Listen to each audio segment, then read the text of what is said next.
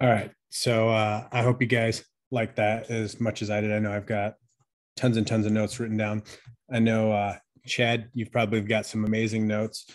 I think we've got looks like 7 questions to go through.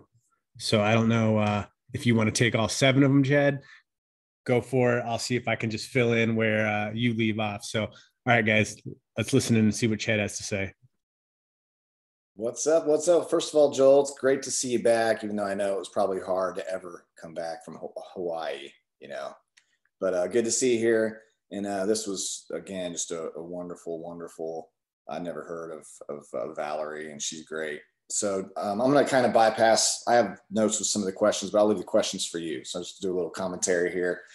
First of all, she talked about how success takes resilience. And I think a big reason why a lot of people prefer to just be an employee at a job is because, when they can check in and then check out, they can kind of avoid a lot of the obstacles. They can avoid a lot of the things that typically people just don't enjoy, because being an entrepreneur means that you're going to face resilient. You're going to have to be resilient because you're going to face setbacks. You're going to face things on a regular basis. You're going to constantly be challenging your comfort zone and stretching your comfort zone. And, it's uncomfortable to constantly be stretching and going through growing pains and that sort of thing. So success absolutely takes resilience. You have to develop some rhino skin. You have to learn how to take charge of your emotions and let them in the car, but never in the driver's seat, because that just doesn't go well. I love she said a few times, pulling forward. I love that concept of pulling ourselves forward, thinking on things that pull us forward, taking actions that pull us forward, getting around people that pull us forward. I think if we could all just be aware of if things are holding us down or pulling us forward, mostly ourselves, then what we'll find is that if we're just creating that environment, creating that atmosphere, then when you look back a year from now, 5 years from now, you'll say, okay, I've created a world around me that constantly is pulling me forward instead of holding me down. We've heard of self-imposed limitations. Those are those limitations that we put on ourselves. No one else should ever have the power to put those limitations on us. That's why they're self-imposed. And when we recognize that, we can start to remove those barriers, then the sky truly is the limit.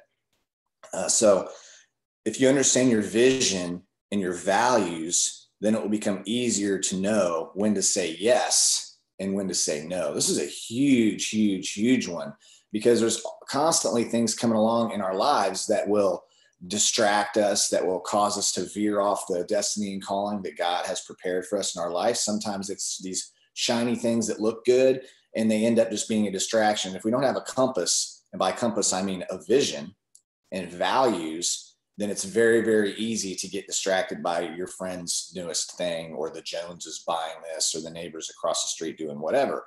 And so I think it starts, if we have our vision, we have our values, and you have a personal vision and personal things, and then you have the family vision, the family values. And when those things collide, those are things that when they're in sync, that that's a direction that you're definitely supposed to go. And I think as we go along, sometimes our vision and our values, it kind of becomes something that is revelatory as we go in life, because some of your vision you have now, or even the values you have now, might be completely different in a different season. And she talked about, how success can look different in different seasons of our life.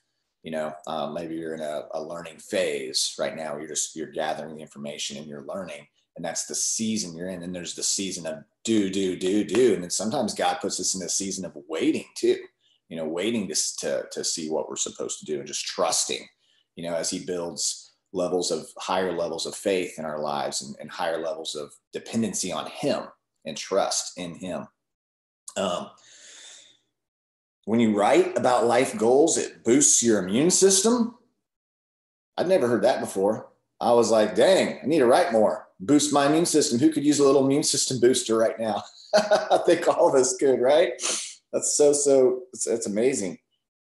The best possible self in the present tense. I love the present tense. I love how she was talking about how when we're writing, we want to write the best case scenario. We don't want to write our current reality. We want to create our future reality by how we see things right now. And I think that's huge. That was a question. I'm gonna leave that one. Make sure, Joel, you talk about what we wish that you had done when we look back a few years from now. That's a good one. Be still and know that I'm God. I love when she was just sitting there telling that to her mom's favorite verse, just telling it. And I'm sure she was ministering to herself too, right? In that moment when she was saying that. Opportunities in the midst of challenges. That's another perspective thing. It's like, I always think of the person in the car, you know, some people in the car, it could be a beautiful sunset. And you're like, wow, this beautiful sunset. Another person's perspective is the bug that splattered on the windshield. And they're just like, oh, all they see is this splattered bug on the windshield. It's like, no, don't focus on the splattered bug on the windshield. We all have splattered bugs. Look at the sunset. Focus on the sunset. You know, we have that choice. We get to choose what we focus on. Who can help you and who can I help? There's always someone around you that needs you. Every adversity you've gone through in your life has been training, and you've been allowed to go through that. So you have empathy and you have compassion for the next person that comes along you, and you can actually walk them through there because you can say, I understand, I can relate. And God has a way of bringing those people into your life. You might be in the crap season right now, but later you're going to be able to minister to somebody who's in their crap season that you made it through to the other side. And so that's huge. When fear shows up, we use it as a stop sign.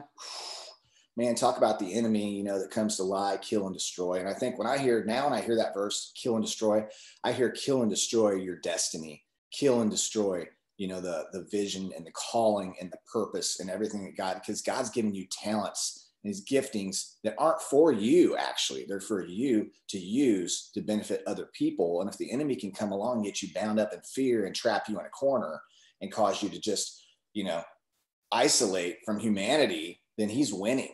He's robbing you. He's stealing from you. He's destroying your future. So label our emotions, understand what it is. Be aware of fear hijacking our responses. And, you know, the last thing I'll say is self-compassion reduces cortisol levels. So just having self-compassion and writing down, you can get healthier today just by looking in the mirror and seeing, just learn to see what God sees. When you look in the mirror, see what God sees and have compassion for yourself, you know, and it might be hard right now, but I can do this. There's the world is full of stories of people who didn't know if they could go another day. And guess what? Not only did they go another day, but they went on to have incredible lives. And looking back now, they're just like, wow, that's amazing. Because this too, I love John Maxwell says, this too shall pass, because this too shall pass in the best of times, just like seasons, right? I mean, we're getting ready to go into winter. No matter how cold you get, I promise this winter too shall pass and it'll become summer eventually. And then it's going to be great in summer. And you're like, oh, I love summer. It should be summer forever. Well, guess what? This too shall pass. Winter's coming later. So just that's the reality of the life that we live in. And, you know, that's why the good times are so good. If we didn't have the bad times, how would we know the good times are good? We got to go through it all. And that's what makes us strong. That's what makes us resilient. That's what gives us value to pass on and teach the other people, our kids, and the generations to come behind us. So I'll just stop there, Joel. I didn't even touch any questions, man. I left them all for you. You did a great job. So I don't even know where I'm going to start, other than at the very beginning, what she talked about was, what do you want right now? That's one of the things that I guess a lot of us really don't ask that question of ourselves. Like, what do I want right now in this season? You may have this like who knows? You may have a 5, 10, 15, 20-year plan, but in this moment, what do you want? And I think that's something that a lot of us tend to not look at. He said, you stop focusing on what you want now because of the fact that sometimes you're scared about the things that you want now. And so we oftentimes bury our dreams of what we would want now because we don't think that they're possible. When you put something off further down the road, there's always a possibility of it happening. But for things that you want currently, start writing them down now. She said, you have the answers for all the things you need if you get quiet enough to listen. And Chad already pointed out the fact that success takes resilience. But this is what I love, is that when you create that space needed to reflect and respond, then you can regain momentum again and again and again. And that's so important, because I think a lot of times what happens is when people lose, lose momentum, then they tend to give up. It's the thing that most people don't understand is that you're only in momentum 5 to 10% of the time that you're doing anything. The rest of it is truly hard work and resilience, but you have the ability to create momentum again and again. So as long as you continue to focus and do the things that you know you're supposed to be doing, momentum will catch back up. Do you have a vision where you eventually want to be? Make sure that the things that you're doing line up with taking you there. What does success look like for you at this season of your life?